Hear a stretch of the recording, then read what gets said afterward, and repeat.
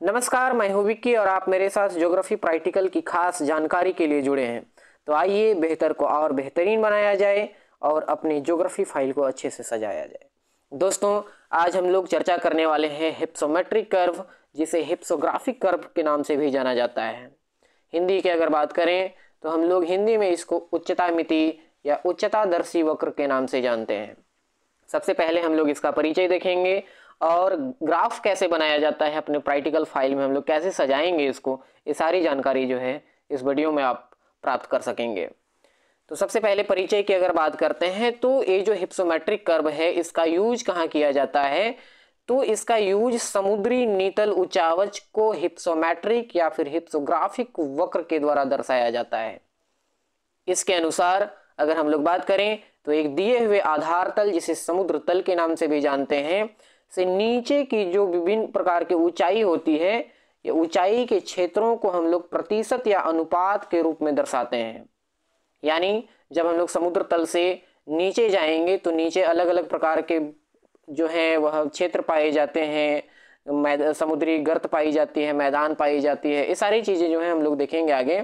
तो इसको कौन कितने अनुपात में पाया जाता है, किसका कितना प्रतिशत है, वो उसको दिखाने के लिए हम लोग हिप्सोमेट्रिक ग्राफ का यूज करते हैं। इसके अंतर्गत समुद्र तल से ऊपर स्थित विभिन्न ऊंचाई के क्षेत्र के अनुपात को भी दर्शाया जाता है या प्रदर्शित किया जाता है। यानी सिर्फ यह समुद्री बॉटम को नहीं, बल्कि समुद्र के ऊपर वाले भाग को, यानी जो कॉन्टिनेंटल भाग होते हैं उसमें पर्वत, पठार या मैदानी भाग होता है, इसकी ऊंचाई को भी या फिर इसकी ऊंचाई के अनुपात को भी यह दर्शाने का काम करता है। इस प्रकार से हिप्सोमेट्रिक ग्राफ एक ऐसा ग्राफ है जिसकी सहायता से हम समुद्र तल से विभिन्न ऊंचाई के क्षेत्रफल के अनुपात या प्रतिशत को और समुद्र तल से विभिन्न निचाई के अनुपात या जो प्रतिशत होता है उसको प्रदर्शित करने का काम करते हैं। यानी जो समुद्र तल होता है इसके नीचे की जो विभिन्न ऊंचाई होती है और समुद्र तल से ऊपर की जो विभिन्न ऊंचाई होती है, इसके क्षेत्रफल के अनुपात को जब हम लोग प्रतिशत में दर्शाते हैं तो उसी को हिप्सोमेट्रिक ग्राफ के नाम से जाना जाता है या हिप्सोमेट्रिक कर्व के नाम से जाना जाता है। आगे हम लोग देखते हैं कि ये जो ग्राफ नीचे बना हुआ है, नीचे दिए गए ग्राफ में जो ऊर्ध्वाधर अक्ष है वो समुद्र तल से ऊंचाई या गहराई को प्रदर्शित करेगा और जो क्षैतिज तल है वो भूमि क्षेत्र को प्रदर्शित करेगा कि कितना % भूमि जो है वह इसके यूज के लिए है। हम लोग इसमें इंग्लिश देख लेते हैं। अगर जो इंग्लिश वाले स्टूडेंट हैं उनको क्या लिखना है, तो इंट्रोडक्शन में सबसे पहले ये graph use to indicate the proportions of the area of the earth. A graph use to indicates the proportion of the area of the earth surface at various elevations above और depth. यानी जो समुद्र तल है इससे ऊपर का क्षेत्र और इससे नीचे के क्षेत्र को दर्शाने के लिए हम लोग जिस ग्राफ का यूज करते हैं उसी को हिप्सोमेट्रिक ग्राफ कहते हैं।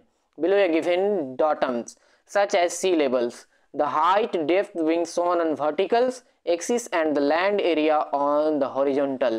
horizontal में land area को दर्शाया गया है और जो vertical है इससे हम लोग height या फिर depth को दर्शाने की कोशिश किए हैं।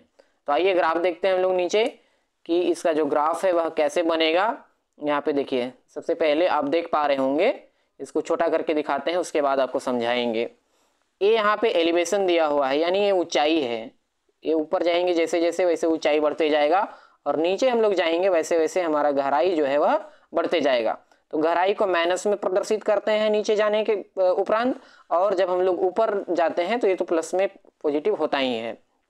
ये जो परसेंटेज एरिया दिया हुआ है इसका मतलब क्या है, इसको समझने से पहले हम लोग ये जानते हैं कि पूरे अर्थ का 29% भाग जो है वह कॉन्टिनेंट है, यानी महाद्वीप है। 29% भाग पे महाद्वीप के जो क्षेत्र हैं वो हैं और 71% भाग पे ओशियन बेसिन है, यानी जो समुद्र का भाग है वो है। ये जो सी लेवल है इसको 0 से यहाँ दिखाते हैं हम लोग और इस ग्राफ को समझने की कोशिश करते हैं आखिर इस ग्राफ में है क्या चीज। तो आइए इसको जूम कर लेते हैं थोड़ा सा। देखिए, सबसे पहले हम लोग कॉन्टिनेंटल वाले भाग को दिखाते हैं ऊपर जाने पे। तो ये जो 20.0% एरिया दिखाया हुआ है, % जो दिखाया है, यानी यह 1 किलोमीटर ऊंचाई वाले भाग का है। यानी अगर हम लोग सीधे सिंपल भाषा में समझना चाहें तो बोलेंगे कि 1 किलोमीटर ऊंचाई का जो एरिया है वह 29% का 20.8% है। ठीक है। उसके बाद 2 किलोमीटर ऊंचाई के एरिया जो है 4.4% है, किसका? तो 29% का। वैसा ही 3 किलोमीटर ऊंचाई वाले 2.2, 4 किलोमीटर वाले 1.1, 5 किलोमीटर वाले 0.4 और 5 किलोमीटर से एक जो एबव का एरिया है यानी हिमालय वाला क्षेत्र जो है वह 0.1% के अंतर्गत ये जो है आ जाएगा। तो ये हम लोग देखें कॉन्टिनेंटल भाग का। अब हम लोग ओशियानिक बेसिन का देखते हैं। ओशियानिक बेसिन के लिए हम लोगों को माइनस में जाना पड़ेगा नीचे वाले भाग पे। तो नीचे वाले भाग पे भी वही चीज है कि हम लोग -1 यानी -1 किलोमीटर का जो एरिया है यानी 1 किलोमीटर डेप्थ जो है वह 8.5% भाग पे है। 2 किलोमीटर एरिया है नीचे का डेप्थ का वह 3% पे है। 3 किलोमीटर का जो है वह 4.8% पे है। यानी 4 किलोमीटर का गहराई का क्षेत्र है वह 13.9% पे है। 5 किलोमीटर वाला 23.3 पे है। 6 किलोमीटर वाला जो एरिया है वह 16.4% पे है।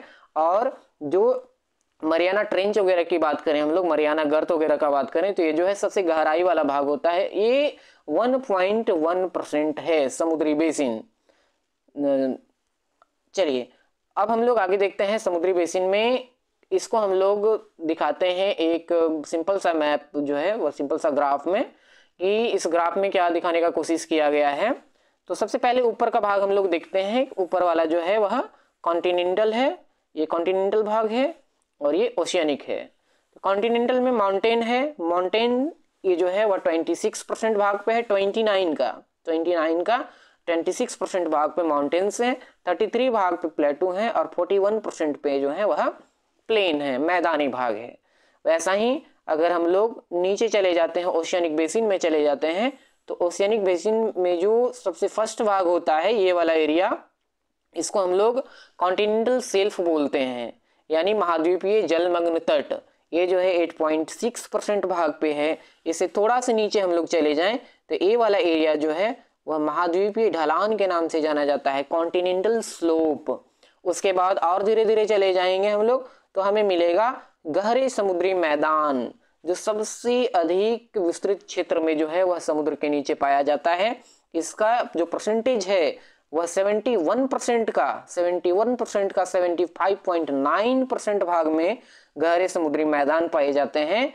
बाकी बाद जो 71% का 7% है वह ओशियानिक डीप है यानी गहरा समुद्र है। तो इस प्रकार से हम लोगों ने हिप्सोमेट्रिक कर्व को पूरा किया। इसी को ये जो पूरा जितना सारा चीज लिखा हुआ है इसमें, ये अगर आप प्रैक्टिकल फाइल बनाना चाहते हैं, जो भी हैं बीए के सेमेस्टर 4 वाले, वो प्रैक्टिकल फाइल अगर बनाना चाहते हैं तो इसको आप अपने कॉपी में नोट डाउन कर सकते हैं और अच्छा नंबर जो है आपको मिल जाएगा। बस इसी को पढ़ लीजिए, वाइवा बॉस में भी यही क्वेश्चन जो है वह पूछा जाता है। तो दोस्तों अगले वीडियो में हम लोग जानेंगे आपका जो अगला प्रैक्टिकल होगा, वो सारी चीज़ों को हम लोग जानेंगे। अगर आपको वीडियो पसंद आया है तो मेरे चैनल को सब्सक्राइब कीजिए और शेयर बटन पर क्लिक कीजिए। Thank you.